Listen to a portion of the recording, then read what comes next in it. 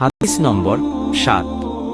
আবু সুফিয়ান ইবনু হারব রাদিয়াল্লাহু তাআলা আনহু বর্ণনা করেন, তিনি বলেন, হিরাক্লিয়াস রোম সম্রাট তাকে একটি বাণিজ্য সফরের সময় তার রাজদরবারে ডেকে পাঠান।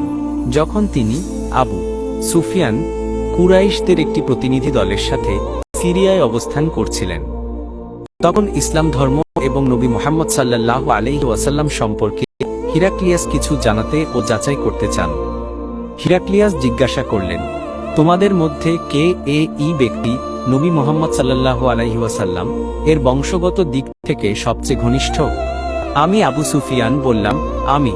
তখন তিনি আমাকে তার সামনে দাঁড় করালেন এবং আমার পেছনে আমার সঙ্গীদের দাঁড় করালেন এবং বললেন, আমি তাকে জিজ্ঞাসা করব এবং তোমরা যদি মিথ্যা বলো তাহলে তারা যেন তা সংশোধন করে। এরপর তিনি আমাকে জিজ্ঞাসা করলেন, ১. তিনি কেমন বংশে জন্মেছেন? আমি বললাম, তিনি সম্মানিত বংশে জন্মেছেন। ২. তার পূর্বপুরুষদের কেউ কি রাজা ছিলেন? আমি বললাম, না। ৩. তার অনুসারীরা কি সমাজের উচ্চবিত্ত না নিম্নবিত্ত? আমি বললাম, মূলত নিম্নবিত্তরাই তাকে অনুসরণ করছে। ৪. তার অনুসারীরা কি দিন দিন বাড়ছে না কমছে? আমি বললাম, তার অনুসারীরা ক্রমাগত বাড়ছে। ৫. তার দাওয়াতে কেউ কি ঈমান আনার পর ফিরে গেছে? আমি বললাম, না, কেউ ফিরে যায়নি। ৬. তিনি কি আগে মিথ্যা বলতেন? আমি বললাম, না। ৭. তিনি কি প্রতিশ্রুতি ভঙ্গ করেন? আমি বললাম, না, কিন্তু আমরা এখন তার সাথে একটি চুক্তির অধীনে আছি, জানি না তিনি কি করবেন। ৮. তোমরা কি কখনো তার বিরুদ্ধে যুদ্ধ করেছ? আমি বললাম, হ্যাঁ, এবং কখনো আমরা জয়লাভ করেছি, কখনো তিনি জয়লাভ করেছেন। ৯. তিনি কি নির্দেশ দেন?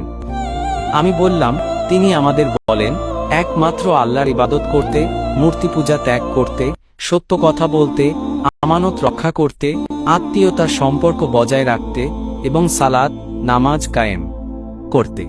এরপর হিরাক্লিয়াস বললেন, আমি যদি তার সাথে সাক্ষাৎ করতে পারতাম তাহলে অবশ্যই আমি তার পা ধুয়ে দিতাম। আমি নিশ্চিত এই ব্যক্তি নবী, যার আগমনের ভবিষ্যদ্বাণী আমাদের ধর্মগ্রন্থে রয়েছে। তিনি এরপর তার দরবারে একটি চিঠি পাঠান নবী করিম মুহাম্মদ সাল্লাল্লাহু আলাইহি ওয়াসাল্লামের নিকট। সেই চিঠির মূল বিষয়বস্তু ছিল, বিসমিল্লাহির রহমানির রহিম, মুহাম্মদ ইবনে আব্দুল্লাহ সাল্লাল্লাহু আলাইহি ওয়াসাল্লাম থেকে রোম সম্রাট হিরাক্লিয়াসের নিকট। ইসলাম গ্রহণ করো, শান্তি পাবে।